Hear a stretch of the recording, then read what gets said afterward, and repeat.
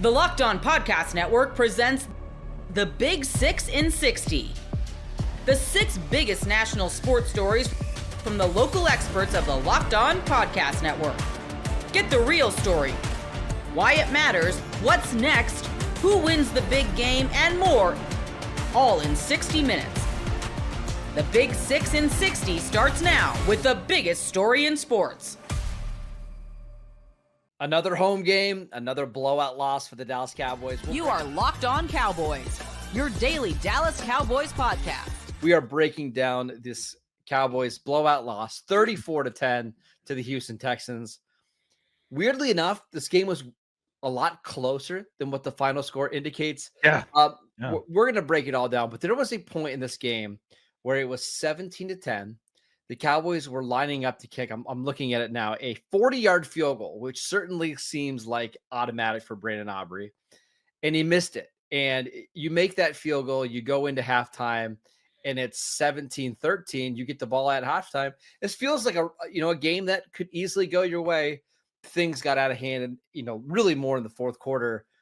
I don't want to say the Cowboys should have won this game or even could have won this game, but man, they were in this thing. I mean, there was a point, actually, there was a moment when Aubrey had made that 64-yard field goal before the Cowboys accepted the personal foul penalty, that the Cowboys were, I think, within 4 points, right, of them. So I think it would have been 20 to 13 and 20 to 7 points. So yeah, there would have been a 7. But I think it was that's like the 2-minute mark of the third quarter. So you had the points at the board. I agreed with the decision, obviously, to take the penalty. Absolutely. Because you had a chance to score a touchdown and get the ball back, right? Yeah. Right, yeah. So, and cut it to a 3-point game. It shows you this was mostly a fourth quarter where just things got a little wild.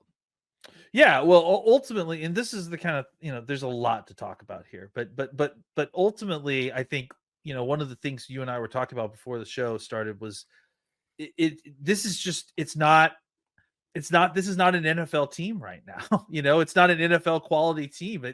They're playing with so many backups at so many different key spots that they could pretend to be an NFL team. I think they spent, especially the offense, right?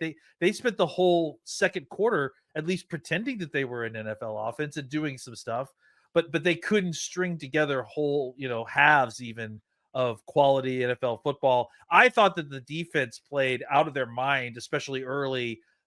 All things considered, considering who was out there playing for them. But I think, the offense, like I said, outside of almost kind of an anomaly in the second quarter, they couldn't string together any quality play to kind of sustain anything. And ultimately the best situation the Cowboys could produce was only being behind by a touchdown or only being behind by, 3 or 4 points. There was a point early in the fourth quarter where the game wasn't decided. I mean, but you kind of knew where that was going, but I believe it was a 2-score game. Here are some of the players that were out on the field for the Cowboys offense. It was Awesome Richards at left tackle. You had Brock Hoffman at left guard, TJ Bass at right guard. Brevin Spann-Ford was your only tight end on the field because Jake Ferguson left with a concussion. And then you had Ryan Flournoy, Jonathan Mingo, and Kevontae Turpin as 3 receivers on the field with Deuce Vaughn in the backfield. I was joking before the game that this had preseason game number 3 vibes. That's kind of what this thing turned into by the time we get to the fourth quarter.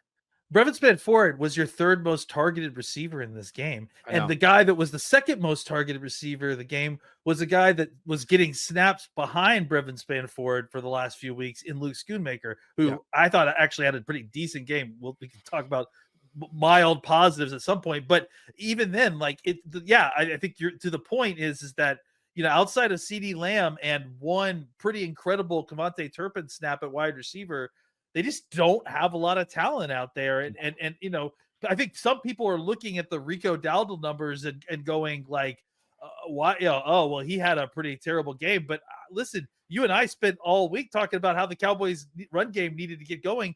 And outside of Rico Dowdle and CeeDee Lamb, what else was there for this Houston defense to focus on? So it didn't make their job very difficult. Just to follow up on the Rico Dowdle thing, according to the NFL Next Gen Stats, he was 5 yards in rushing yards over expectations in this game. Show you how bad the offensive line was. Yeah, he actually played well in this game. What a weird offensive game for the Cowboys. What was so striking about this one is that we thought that Dallas needed to run the ball to limit the number of dropbacks Cooper Rush had. The Cowboys won dropbacks in this game in 18 carries, 2 of which were kneel downs by Cooper Rush. Like, 55 attempts, that's just like, that's ridiculous. Like that can't be a way to try to win the game. And honestly, like, even though the running game was not successful, like, the fact that the Cowboys would potentially try to run at least gave the defense something else to think about. Once they turned the ball over, once the double strip sack play happened, we'll talk about that, I'm sure, at some point. And the game kind of got out of reach, and the Houston defense knew that the Cowboys could only pass from there on out. That's when the floodgates really opened up in the pass rush, and then especially after you started losing a key offensive lineman on your line. What a weird game. We're going to talk about Cooper Rush's performance, but big picture, Landon, the Cowboys are now 3-7 on the year. We have 7 more of these games we have to suffer through. We have 7 more we have to I know. I started counting the quarters over 28 quarters that we still have to watch. I did see your 31 quarters until we draft Travis Hunter tweet, and I'm like, man, if only. Where are we as a team right now? I mean, obviously, playoffs are so far in the rear view. Exactly. Thanks to Jim Mora. Is this as bad as you remember the Cowboys being, not as a team, maybe as a team as well, but like as a franchise? Is this one of the lower moments we've seen from them? This is as bad as I remember This is as bad as I remember being a Cowboys fan. At least in those terrible 2000 years, you knew that they were going to be terrible. Like, they're starting Clint Sterner at quarterback. You didn't have playoff hopes when you're starting Clint Sterner.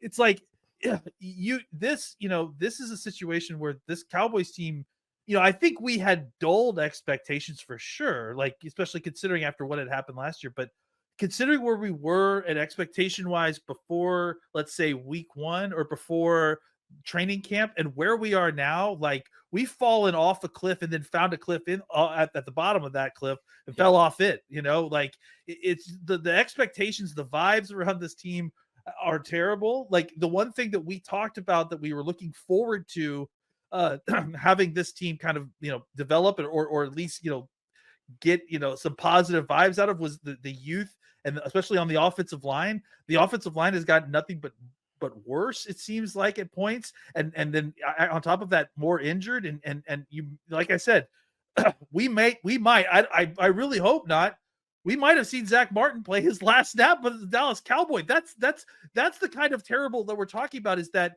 Zach Martin has an ankle injury, possibly playing his last year as a Dallas Cowboy, and that wasn't the lead of all the terrible things that happened to the Cowboys tonight in this season. So yeah, it's awful. Like, we're all suffering through this together.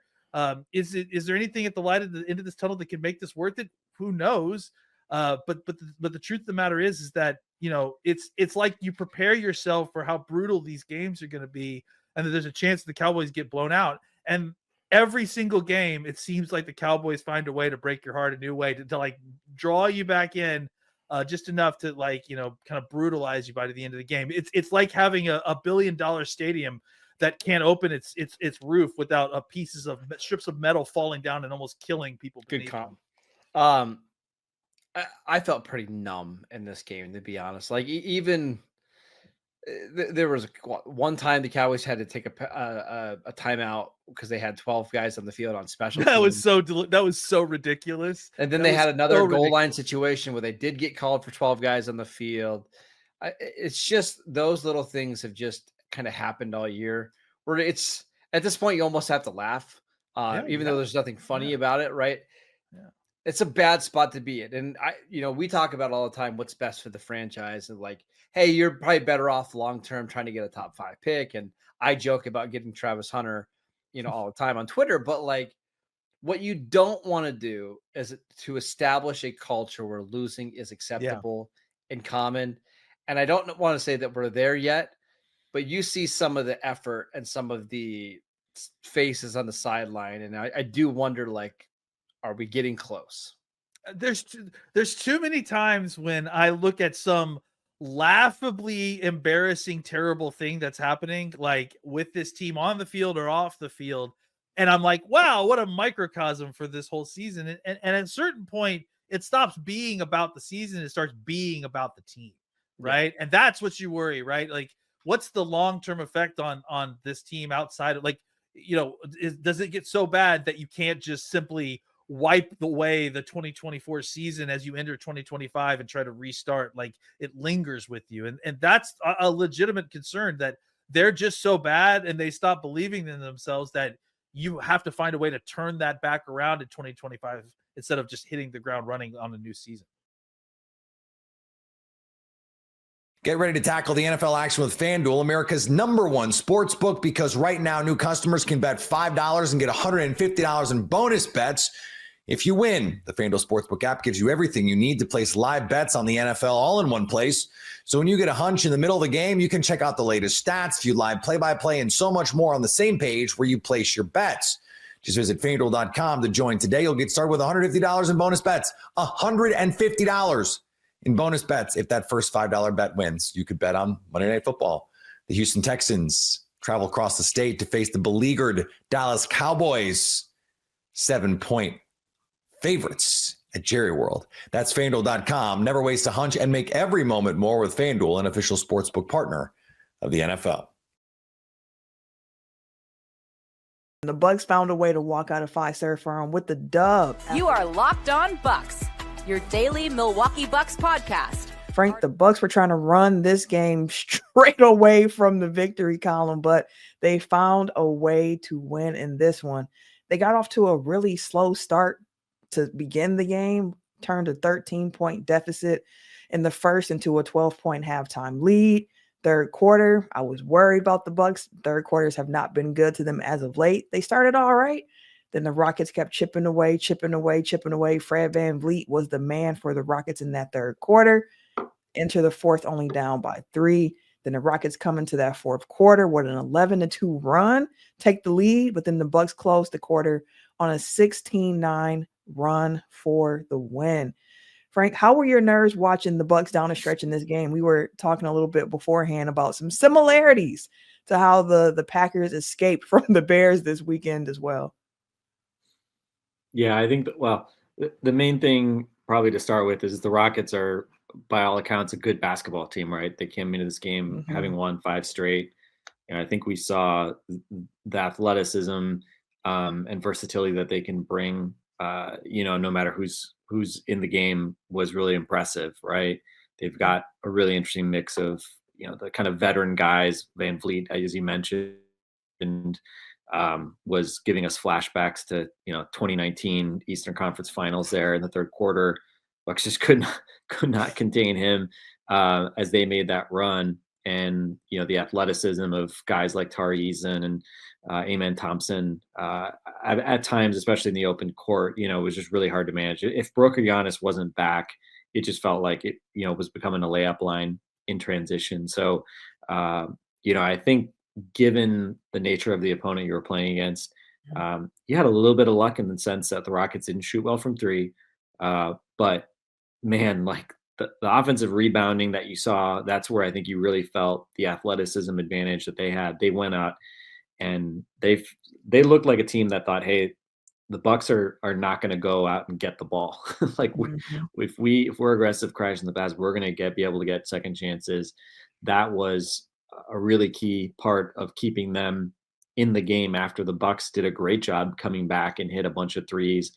Gary Trent, among others, Brook Lopez. We're going to talk a lot about Brook on this podcast. Help the Bucks kind of pull away to get a nice double-digit lead in the second quarter, and as you said, maintain that. But yeah, coming down the stretch, I mean, it felt kind of like, man, this game is slipping away, right? I mean, if you watch this team all year, it just felt like the offense, another bad offensive night. Look at the numbers. We've talked about how the offense has been bad in spite of Giannis and Dame being really good, Giannis being great for most of the year. tonight they were not. They were not great. And so, it made a little more sense that you struggled offensively because Giannis had a slow start, 8 turnovers, just felt like he was kind of sloppy with it, kind of offensive fouls in the second half, including some late, at least one late one. And Dame, again, just could not get that 3-ball going. He's 1 for 18 from 3 over the last 3 games. The one he made was that random late clock hot potato 3 against Boston.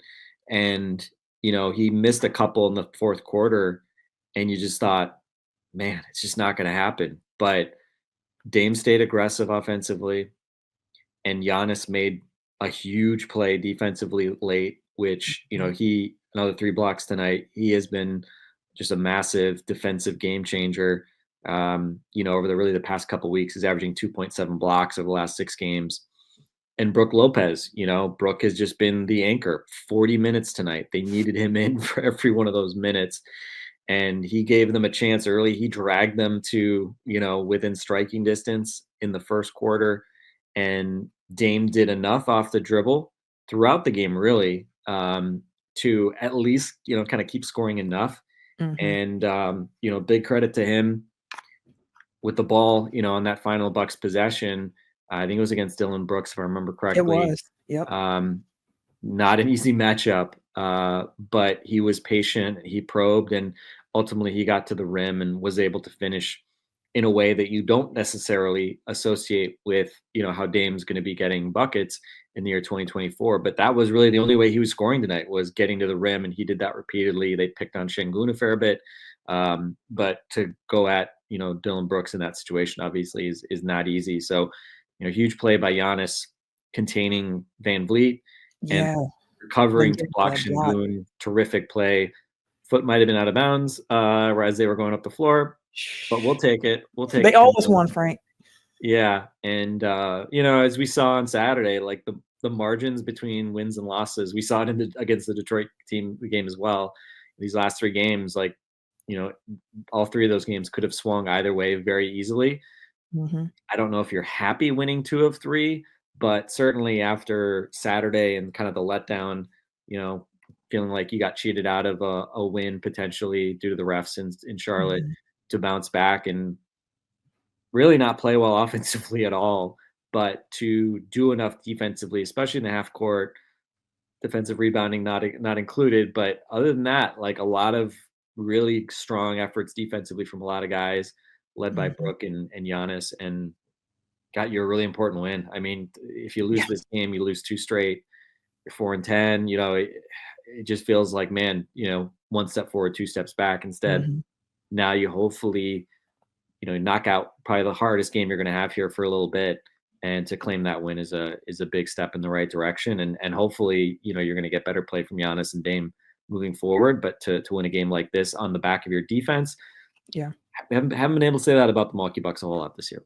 You haven't. And the defense is something that really showed up. AJ Green was somebody who also stood out to me defensively in this game. He was consistently getting targeted, which isn't new.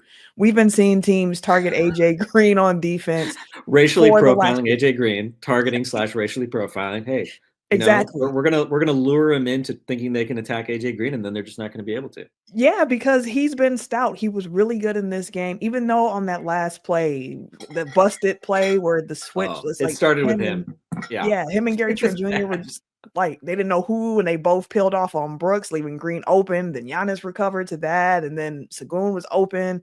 Ajax saw that late, but luckily that Fred VanVleet pass kind of just sailed over him. Couldn't really handle it.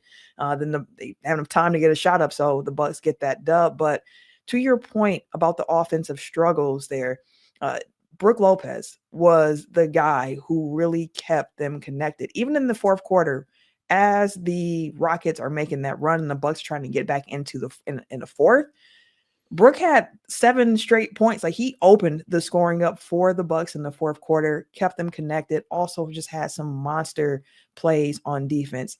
The Daniel Jones era is over. You are Locked On Giants, your daily New York Giants podcast.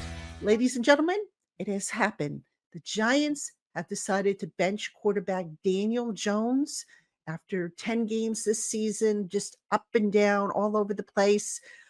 Not the ending that either side really wanted. So the Giants are going to roll with Tommy DeVito as their starting quarterback. Now, what I'm going to do on today's show, this kind of an emergency podcast, if you will, but what I'm going to do is I'm going to talk about the timing, what went into the decision, the ramifications, the cap, why they chose DeVito over Locke, and just some other general thoughts about the whole situation, which is just very unfortunate for all sides involved.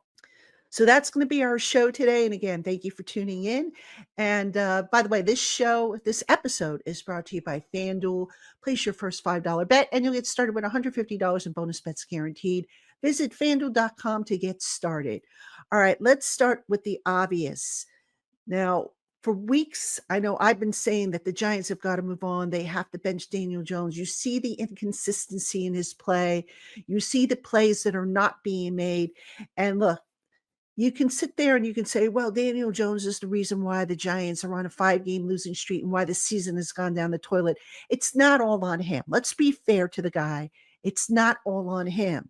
That being said, what you want in your franchise quarterback is you want the guy to ultimately rise above the X's and O's. You want him to be able to make the plays that are there to be made, to make the right decisions.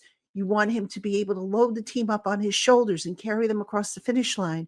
And folks, Daniel Jones did some of that in 2022 when he, really looked like he had turned the corner. But this season, he didn't.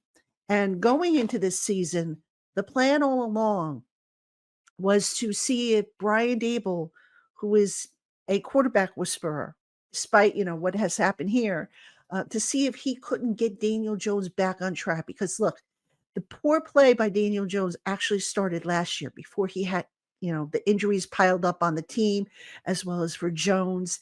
And it continued.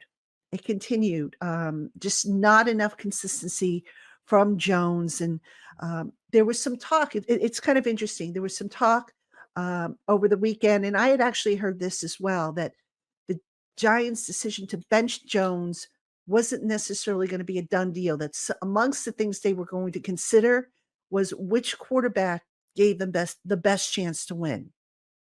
And it was felt that despite his struggles, that Jones potentially can give them the best chance to win, despite his struggles.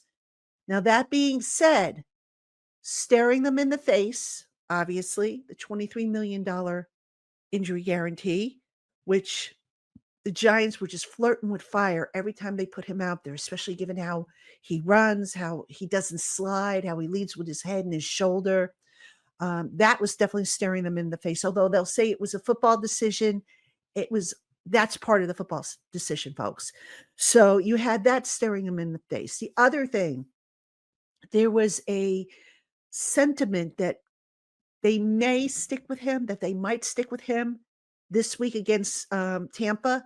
But the feeling was, well, if we stick with him and he doesn't do well again or something happens, now we have a short work week because we've got Dallas coming up in 4 days after we play the Bucks. And do we really want to, have to worry about a quarterback change then? So the timing of it factored in, because I think had the Giants maybe had an extra, had a full week in between the Tampa game and the Dallas game, would they have maybe gone in a different direction? It's possible. I don't think they would have personally, because I think, it should have ended, when it did. But there was some talk that there might be that they might give him, another week to try. I didn't think it was going to happen personally.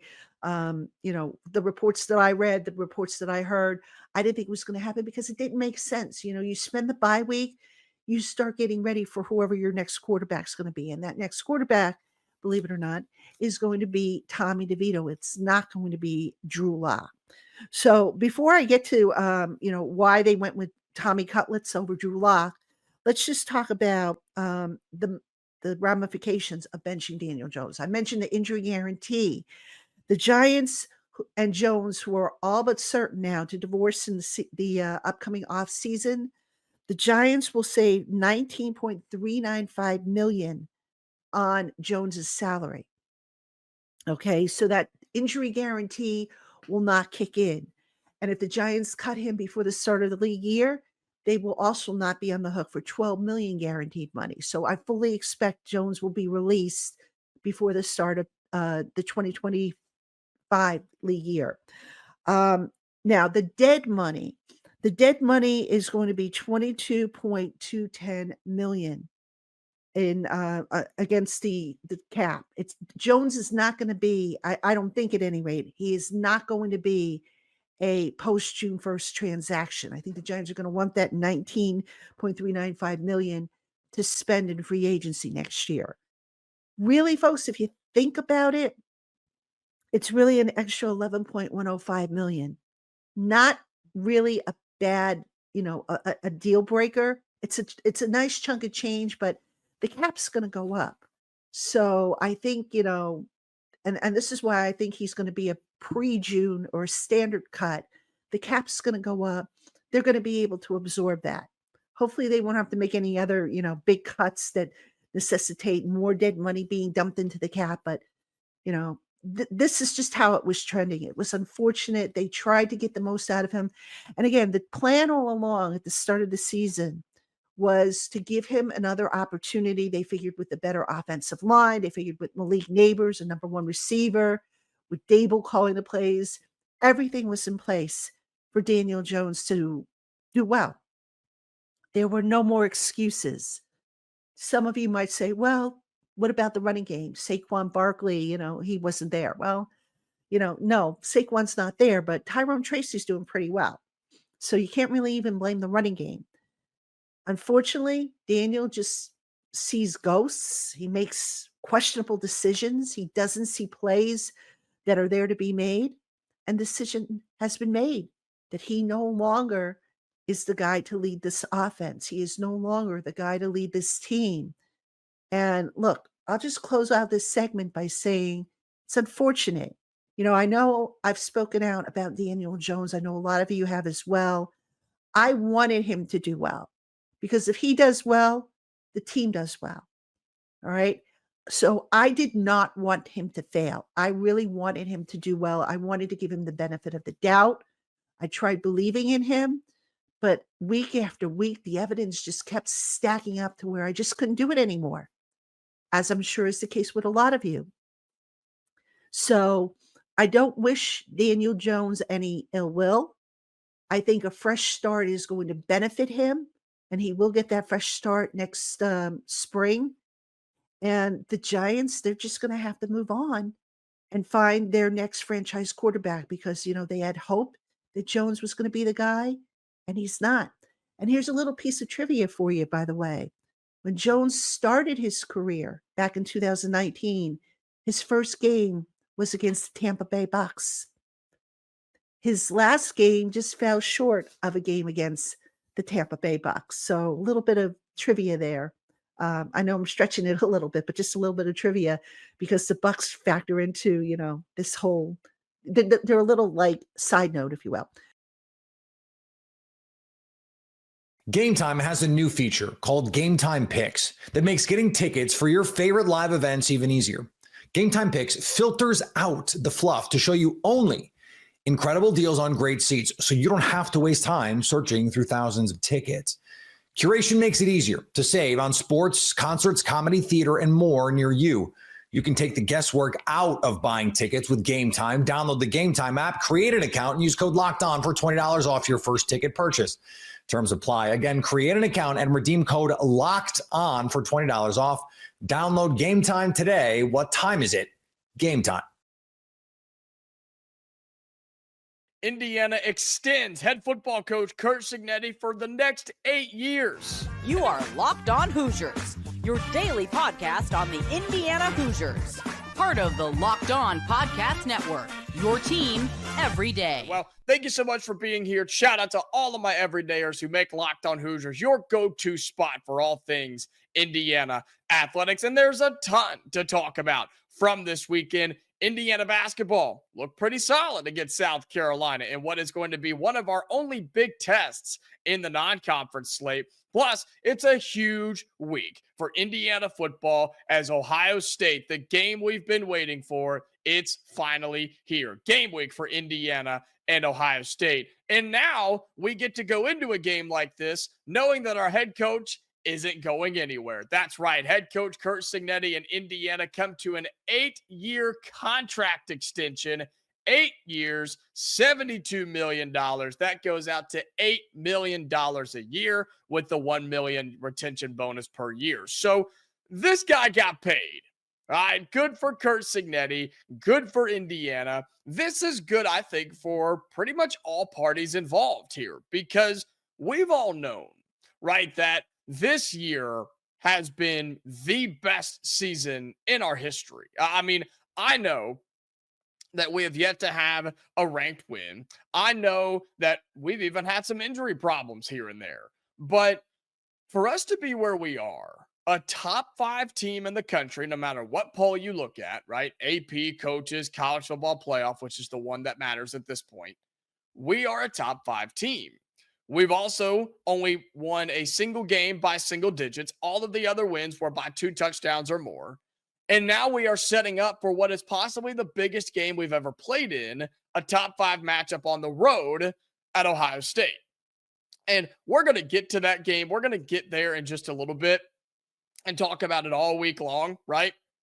But you look at what this represents and what Indiana was able to do here by locking down Curt Cignetti, right? We had a big episode last week talking about why Indiana had to make this happen and why they had to make it happen right now.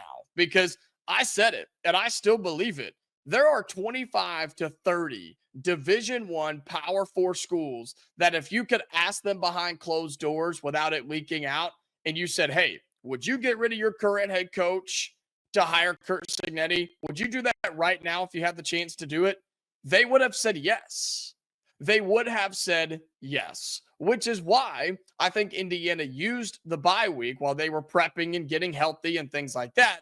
Indiana, the university and the athletic department said, hey, let's take advantage of this little bit of downtime that we have, and let's make sure that Curt Cignetti doesn't go anywhere. And that's exactly what they did. Again, 8 years, $72 million, the additional $1 million retention bonus every year. So it all averages out to about $8 million a year, which puts him in the top 20 ranking of highest paid coaches in America, top 4 of the Big Ten. So not too bad for a guy that just took his biggest job ever and came from James Madison, right? No disrespect. I'm saying good for this dude, right? He came up and he's winning. He's proven it. Google him. And now he's making big time bucks. But here's what you have to learn. And here's what you have to know is there's a couple caveats here, right? Because there are people who are, I don't know, concerned, right, with this. There are people that are worried. There were people like, why are we signing him to that long of a deal? That's 2032, right? That's an entire new decade that he could be coaching here. You're going to pay him that much money? Yeah. How could you not? Look at what he's done already. And I get it. And I kind of am in that boat of, I'm not a huge fan of the super long contracts, right? 8 years is a little long for me. I agree with you if you're in that boat, if you're in that party. Totally understand. But in today's era of college football and college athletics, like, you've got to go pay somebody. You have to go pay them, because if you don't, somebody else will. And I hate that that is the world that we live in. Heck, that's the world with NIL too, right? You don't want to pay that quarterback? Cool. Somebody else will. And they'll leave, and they will. And that's how the world rolls. So Indiana saw this as an opportunity to possibly have the best 6, 7, 8 years of football that this program has ever seen, building off the best year that we've ever seen. And, you know, there were people concerned with, well, what happens if he doesn't win any more games? Or what happens if he gets blown out by Ohio State? Or what happens if this is the best year that we have? Well, yeah, all of those things could happen. But aren't you willing to take the gamble and take the risk right now with an opportunity that has presented itself to you? Because let's be honest here. Who are you going to get that's better? If you're Indiana, like if we are sitting down to look at this right now, who are we going to get that would be better than what Cignetti has done so far? Nobody. I mean, I don't think there's hardly any coach that would have come in here and then did come in here and then be so successful, right? Yeah, you could make the joke, oh, Nick Saban's out there. Okay, sure. But I'm talking legitimate, I don't know, a legitimate candidate who would be willing to come here, take over what the problems were here, and then turn it around so quickly. There was nobody else that could have done this. And so Indiana is saying, look, we got to plan for the future, and we got to do it right now. And that's exactly what they did with the 8-year, $72 million extension for Curt Cignetti. And with that, they've already started talking about more upgrades, facelift to Memorial Stadium, which all of those things are needed, which is something Curt Cignetti told them when he took this job. He said, look, we're going to need new facilities. We're going to need upgrades to our stadium. We're going to need better fan experiences, which they've already done. They've done some facility upgrades too. He basically made a list and said, this is what has to happen here. If you want me to be here, if you want us to be successful in this day and age of college football, I have to have these things. And here we go. So shout out to Scott Dolson and the Indiana Athletics Department, because they've done exactly what they were supposed to do. They found a good head coach. They've paid him. They're giving him what he wants. And look at what Indiana's doing. Currently in the best season in program history, and a chance to make that more this weekend against Ohio State. Get ready to tackle the NFL action with FanDuel, America's #1 sports book, because right now new customers can bet $5 and get $150 in bonus bets if you win. The FanDuel Sportsbook app gives you everything you need to place live bets on the NFL all in one place. So when you get a hunch in the middle of the game, you can check out the latest stats, view live play-by-play, and so much more on the same page where you place your bets. Just visit FanDuel.com to join today. You'll get started with $150 in bonus bets. $150 in bonus bets if that first $5 bet wins. You could bet on Monday Night Football. The Houston Texans travel across the state to face the beleaguered Dallas Cowboys. 7-point favorites at Jerry World. That's FanDuel.com. Never waste a hunch and make every moment more with FanDuel, an official sportsbook partner of the NFL. You are Locked On Buffs, your daily podcast on the Colorado Buffaloes. Let's talk about on the field, right? The Colorado Buffaloes have won 8 games for the first time since 2016. Colorado, and it's only the second time in the past 20 seasons that they've won 8 games. They're 8-2 on the year. They've won 4 straight games for the first time since 2020, and everything's clicking, right? They have a clear path to the Big 12 title game.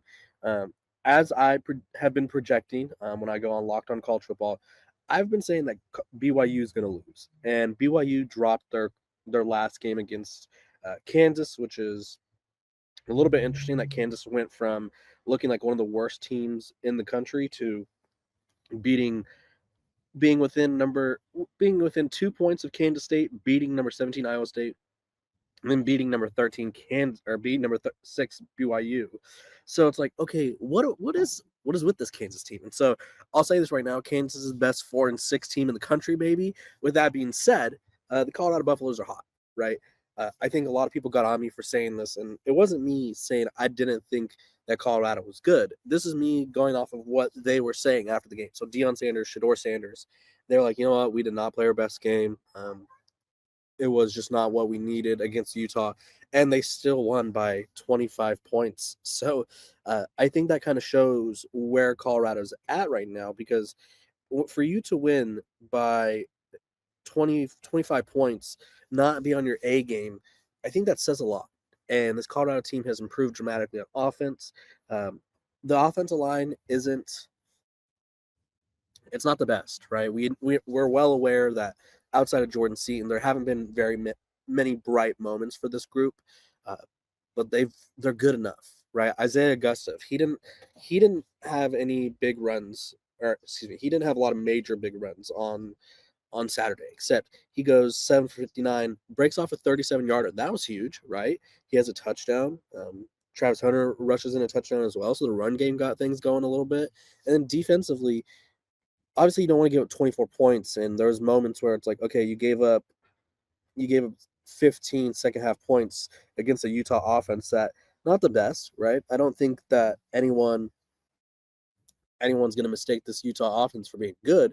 That being said, you still held them, you still outscored them 28-15 in the second half. So not bad at all. And realistically, when you look at what's happening on the field, you're getting, even if it's their best performance or not, you're getting strong performances from both the offense and defense, right? They forced the defense is forcing turnovers at an elite clip right now. They forced 3 turnovers, which I think a lot of people don't realize how good this Colorado defense is. And if you just look at it from a total defense perspective, I think earlier weeks kind of hurt them because obviously it's a bit accumulated, if you will.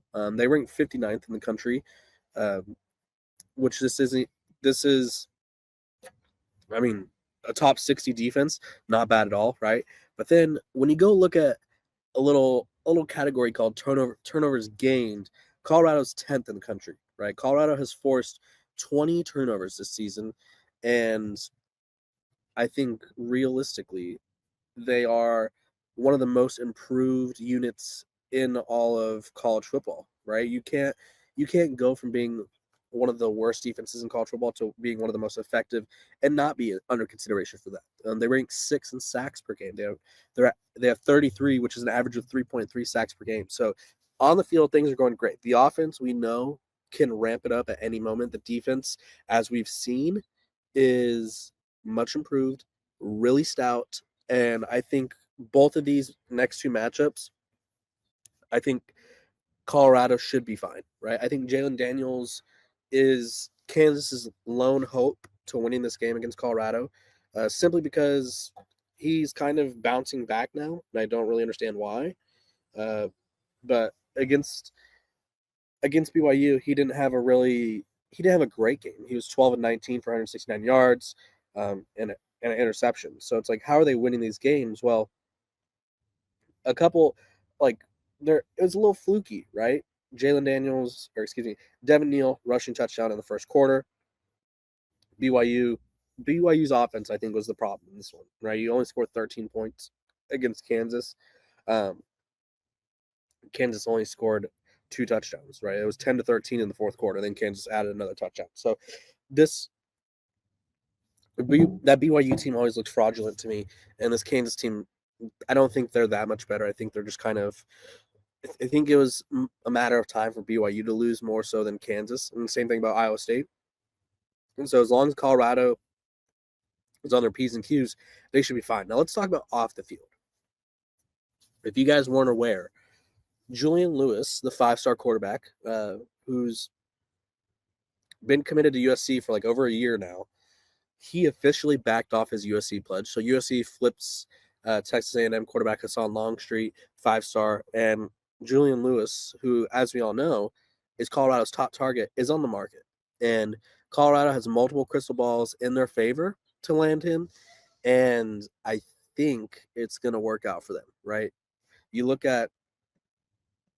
just look at his recruitment, and Georgia got a late visit. It kind of reminds me when Ohio State got a random, or Maryland, if you will, either one, got a late visits from Jordan Seaton. I think Julian Lewis is just kind of playing a little bit of games here because I think Coach Prime and staff encouraged the games. I'm going to be honest, or maybe he just wanted to take in a really good Georgia game, right? I mean, at the end of the day, like, he's a young kid. Like, why wouldn't he want to go to a Georgia game that's playing against a top 25 opponent?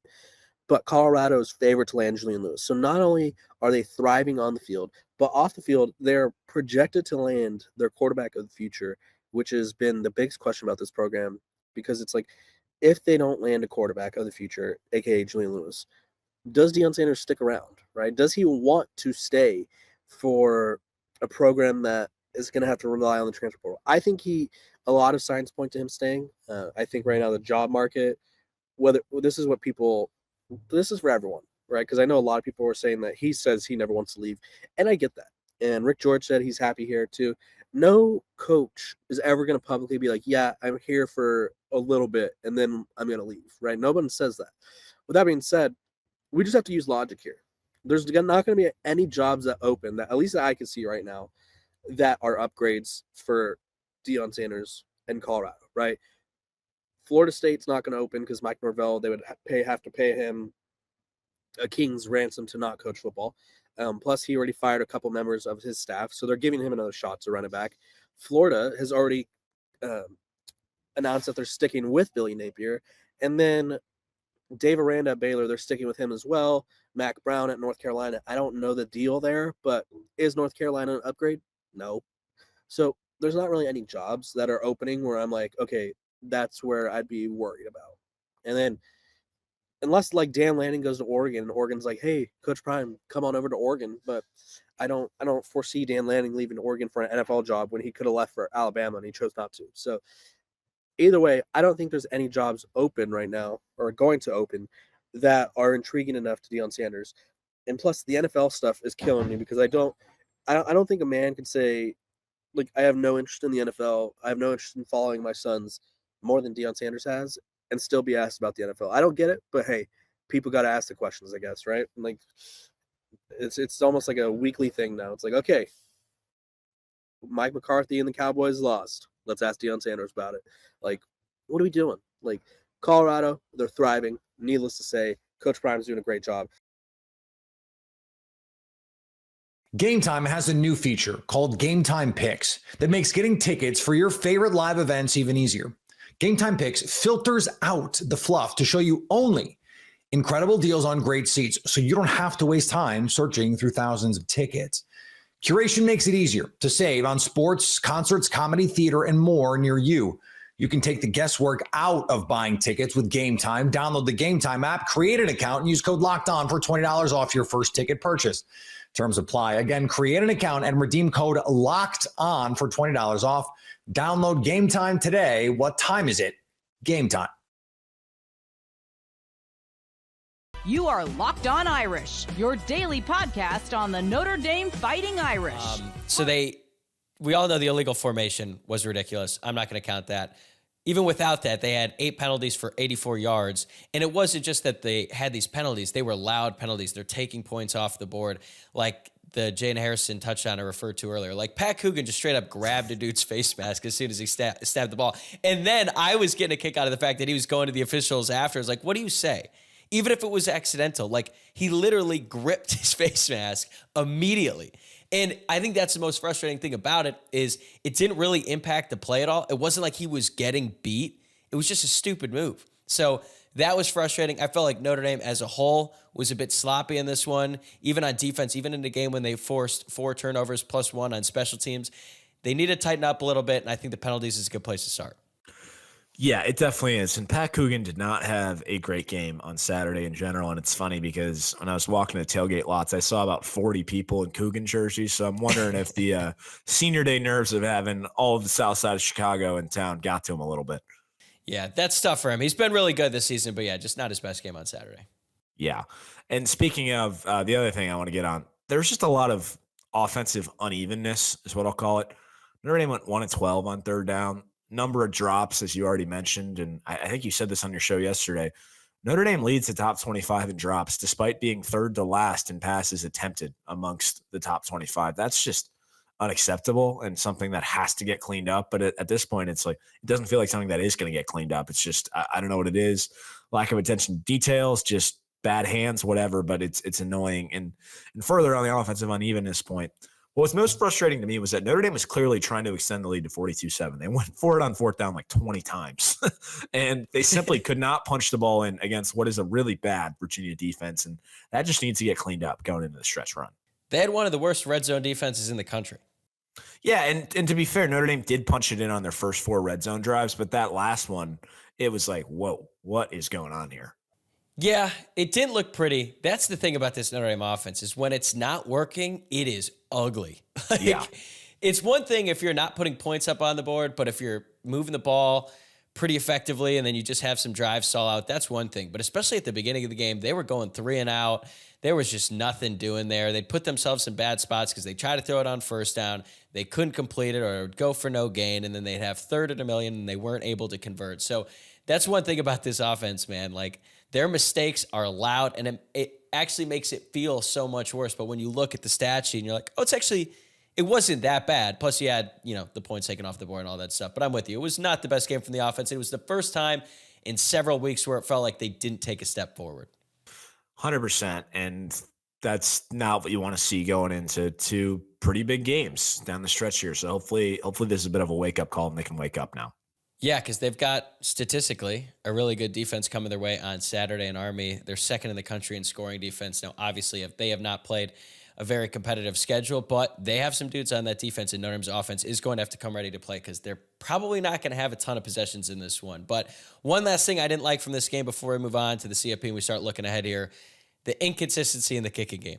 Because for once, it looked like James Rundell finally figured it out as a punter. He absolutely bombed one in this game. He looked really good. I think he won the game ball for MVP.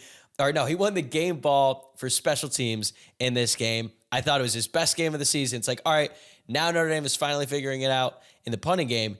And this kicking game is a nightmare. They're throwing out random dudes. They might find someone on the Interhall. Well, I guess Interhall doesn't exist anymore. RIP. But it is bad, man. It is really bad. And what I really did not like, Marcus Freeman said in his press conference on Monday that they basically determined in the pregame that his long was 40 yards, which means he's still hurt. And even though he went out there for some extra points, he's just not going to be healthy again this season, because even if he doesn't feel pain, I think mentally he's just not going to be there. And I think that is just such a big part of kicking field goals. Like, if you are not mentally confident that you can knock them in and you go weeks and weeks and weeks without kicking a meaningful field goal, that is going to be on your mind when you do actually have to kick one. So I think it's a major concern for Notre Dame that they just cannot kick field goals right now. It is. It's a huge concern, and they're lucky it hasn't come back to bite them yet, because, I didn't even really realize in the moment that they threw a third guy out there, Diomede, who even is that? I don't know, but it's not pretty right now. And anytime they go out there for a field goal, I have no confidence that it's going to go in. None. I mean, now the 54-yarder, I wouldn't have had confidence if it were Mitch Jeter out there. But when Yoakum goes out there for a 36-yarder and you're like, I don't feel good about this, that's not really a great place to be, especially in late November. No, certainly not. You got any more thoughts in this game before we move on to the CFP?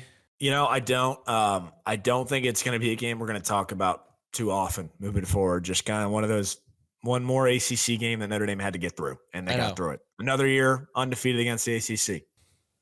Hang the banner. Yeah. All right. Where do you think Notre Dame is going to be ranked in the CFP rankings that come out later tonight?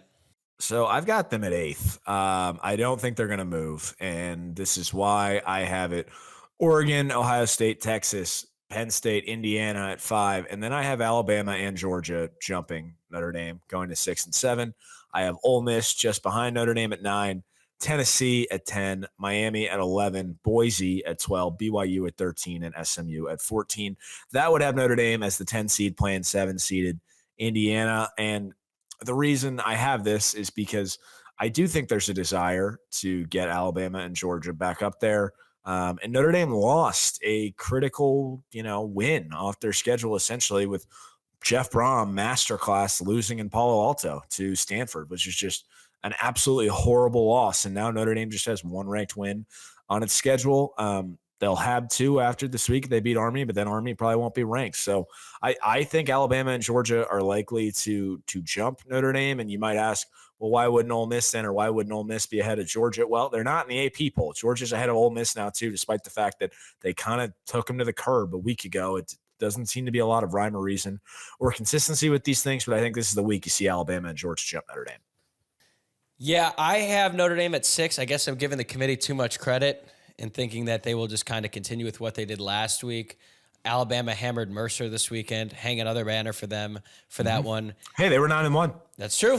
That's true. They were a good Mercer team, as you pointed out last week.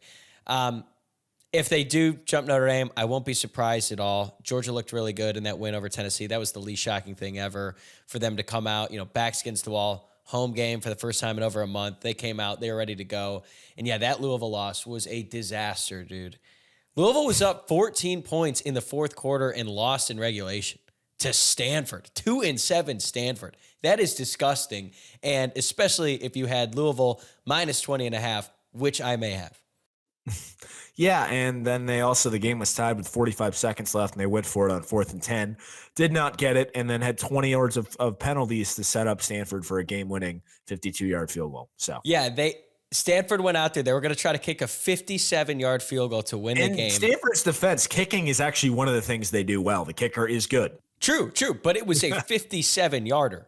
Yes. And Louisville got an offsides penalty. What are you doing? Why are you even trying to block a 57-yarder? Just take the odds there. And then as soon as they called that flag, and it was blatant, by the way, this was not, I'm not criticizing the officials at all. Louisville had like 3 guys just running the backfield. I have never seen a more automatic 52-yarder ever. That was the most predictable thing. You're like, oh, Louisville just gave them 5 more yards. Now it's 52. That's still a bomb. But to your point, Stanford always has a good kicker. They do again this year, and he was nails. And that is a tough blow to Notre Dame's strength of the schedule. It's not going to be like the difference between them, getting in or missing the playoffs or anything like that. But I do think that it could affect them seeding-wise. And they really need Texas A&M to keep winning. I don't think that they'd have Texas A&M jump Notre Dame if they end up with 3 losses. But we'll have to see. That's the only good win this team has right now. It is, and it's definitely a little bit concerning. And I think you're hearing all these, just murmurs like, why isn't the SEC getting more respect here? Why is Notre Dame getting respect with the loss to NIU? And I can hear you out on that point. Like, that did still happen, right? But I think one of the things that is not getting appreciated or talked about enough is that this is a new format. It's a 12-teamer. Like, it's supposed to be more like the NFL, where you're allowed to have a game like that you just completely blow for whatever reason. Okay. Now you don't want to blow it to a middling MAC team. I get that, but it's a new format. And I'd like to hear some of this chatter go away. It's not going to anytime soon. I'm not delusional, but that's just kind of how I feel about it. It's a new format and we need to get used to it. Yeah. I feel like the biggest issue here has less to do with the format and the fact that there's 18 teams in a conference, and the schedule imbalance is so insane. Like what Texas has had to go through this season compared to what Georgia's had to face. It's not even close, man. And Texas is ranked 3rd. Georgia's ranked 8th, obviously because Georgia has 1 more loss. But there's a real issue. I mean, you look at what Indiana has done this year. They have had a cakewalk schedule. And I've defended them to an extent. I'm like, yeah, I know their schedule's been terrible, but I actually think this is a good football team. But we are going to find out on Saturday about IU. And I actually am with you now, because I know that we've talked about this before, where you were just like, this IU thing needs to stop because the people in Chicago, the alums, have been rather annoying. I'm getting there. They're getting a little too cocky for me. Oh, yeah. It sickens me to say I might root for Ohio State in this one, but Ohio State minus 12.5? That's speaking to me right now. Yeah, and part of me wouldn't hate if Ohio State won 56-0. But the other side of this coin is, should the Fighting Cignetti somehow win this game, I think the conversation needs to change about Ohio State. It does. Because Ryan Day might not leave the stadium. Right. But at that point, their best win would be against a Penn State team who, by the way, row the boat. I can't believe I'm rooting for PJ Fleck this weekend, but I kind of hope Minnesota beats them. And I think the conversation would have to change about Ohio State. I'm sure they'd still get in with 2 losses, but that's something that you won't hear because of the helmet. Dude, can you imagine if Ryan Day lost a home game to Indiana? Am I switching sides here? It might be. I can't even imagine how that fan base would react. Yeah, it would be ugly. The pitchforks would be out. Yeah. It'd be insane. All right. None of this really matters, though, if Notre Dame doesn't handle their business this weekend against Army. You got any initial thoughts on that one? I think Notre Dame's going to roll. I think they may win by 30 to 40 points, to be honest. Wow. Army struggles against North Texas were eyebrow raising and not in a good way.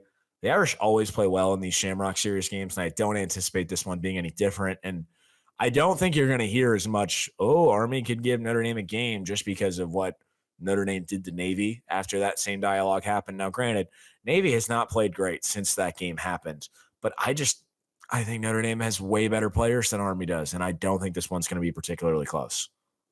I think Notre Dame wins. I think they cover. I don't know if they'll win by 30 or 40 just because I don't think they'll have that many possessions. Because even though Army isn't that great offensively, I mean, they put up 14 against North Texas. They only put up 20 against Air Force, but granted, their starting quarterback didn't play in that one. I just think that they're going to sit on the ball for a lot of the game, and I don't expect Notre Dame to have – how many turnovers did they have against Navy? Like 105? Yeah, 60, something like that. So that is a big reason why that score was so lopsided. I don't think that's going to happen this game, but who knows, man? This defense just forced 4 more turnovers, and they got another one on special teams this weekend. If that happens and Notre Dame wins the turnover battle by that significant of a margin again, then yeah, Notre Dame's probably going to win this game by 30. But I just have a feeling it might be in jeopardy until about like the third quarter, and then Notre Dame will pull away because they are better in seemingly every phase of this game. Yeah, you could be right. I just think Notre Dame's going to speed up Army just the same way they did Navy, almost like that analogy I used with the full court press with a team that's just not used to it, and I think that might cause some uncharacteristic mistakes. You're going, right? I will be there, yeah. Night game at Yankee Stadium.